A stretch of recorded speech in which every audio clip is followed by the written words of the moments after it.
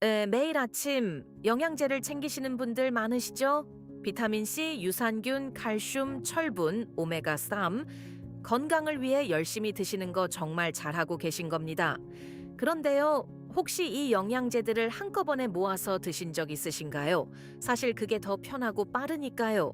그런데 오늘 이 영상을 보고 나시면 아마 내일 아침부터 드시는 방법이 달라지실 거예요. 왜냐면 일부 영양제 조합은 함께 먹었을 때 서로의 효과를 방해하거든요.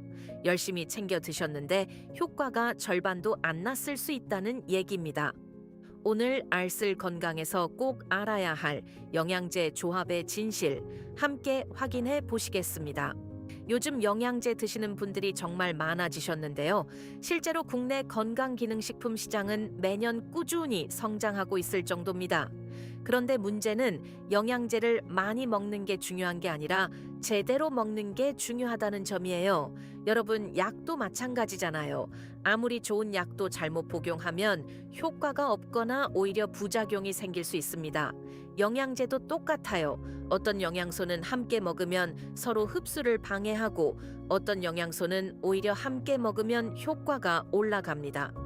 오늘은 그 차이를 딱 정리해 드릴게요. 특히 많은 분들이 무심코 함께 드시는 조합부터 하나씩 살펴보겠습니다. 첫 번째로 말씀드릴 조합은 바로 비타민C와 유산균입니다. 두 가지 다 건강에 좋다고 알려진 영양소잖아요. 그래서 많은 분들이 아무 생각 없이 함께 드시거든요. 그런데 여기서 중요한 사실이 있어요. 비타민C는 산성이 매우 강한 성분이에요. 그리고 유산균은 바로 이 S산에 굉장히 약합니다. 성가롤로 병원과 차마시스트 전문 약사 자료에 따르면 강산성인 비타민C와 유산균을 함께 복용하면 유산균의 생존율이 뚝 떨어질 수 있다고 해요. 즉, 유산균이 장까지 살아서 도달하지 못할 가능성이 높아지는 거죠. 열심히 유산균을 드셨는데 효과가 없으셨다면 혹시 비타민C랑 같이 드신 건 아닌지 한번 생각해 보세요. 네, 그렇다면 비타민C와 유산균 어떻게 드셔야 할까요? 아주 간단합니다. 시간을 좀 떼어 드시면 돼요. 유산균은 공복, 그러니까 식사 전이나 자기 전에 드시는 게 좋습니다. 이때 중요한 게 있는데요. 물을 충분히 마셔주셔야 해요. 위산에 의해 유산균이 파괴되지 않도록 물이 완충 역할을 해주거든요. 그리고 비타민C는 식사 후에 따로 드시면 됩니다. 이렇게만 해도 두 영양소 모두 훨씬 효과적으로 흡수될 수 있어요. 어렵지 않죠? 핵심은 같이 드시지 말고 시간 간격을 두세요입니다. 특히 유산균은 위산의 영향을 덜 받는 시간대를 골라 드시는 게 가장 좋습니다. 두 번째 주의 조합, 바로 칼슘과 철분입니다. 이 두 가지는 특히 여성분들, 그리고 나이가 드실수록 많이 챙기시는 영양소잖아요. 뼈 건강을 위해 칼슘을 드시고 빈혈 예방을 위해 철분도 드시는 분들 많으시죠. 그런데 이 두 가지를 동시에 드시면 어떤 일이 일어날까요? 하이닥과 성가롤로 병원 자료에 따르면 칼슘과 철분은 체내 흡수 경로가 똑같습니다. 쉽게 말해서 장에서 흡수될 때 서로 같은 문을 사용하는 거예요. 그래서 동시에 먹으면 서로 경쟁이 생기고 결국 흡수율이 뚝 떨어집니다. 심한 경우 소화장애가 생길 수도 있고요. 열심히 드셔도 몸에 제대로 흡수가 안 되는 상황이 생기는 겁니다. 칼슘과 철분 두 가지 모두 꼭 드셔야 한다면 어떻게 하면 될까요? 답은 복용 시간을 나누는 겁니다. LG 유플루와 하이닥 약사 자료에 따르면 철분은 식사 전 공복에 드시는 게 흡수율이 높고요. 칼슘은 식사 후에 드시는 것이 좋습니다. 혹은 아침과 저녁으로 나눠서 드셔도 됩니다. 예를 들어 멀티비타민은 아침 식후에, 철분제는 저녁 식후에 복용하는 방식이죠. 이렇게만 해도 두 영양소의 흡수율을 최대한 높일 수 있거든요. 또 한 가지 팁을 드리자면 철분을 드실 때 비타민C 단일 제품을 함께 드시면 오히려 철분 흡수가 올라갑니다. 비타민C가 철분 흡수를 도와주는 역할을 하거든요. 이건 좋은 조합이에요. 세 번째로 주의하셔야 할 조합은 종합 비타민과 철분제입니다. 종합 비타민 하나면 다 해결된다고 생각하시는 분들 많으시죠?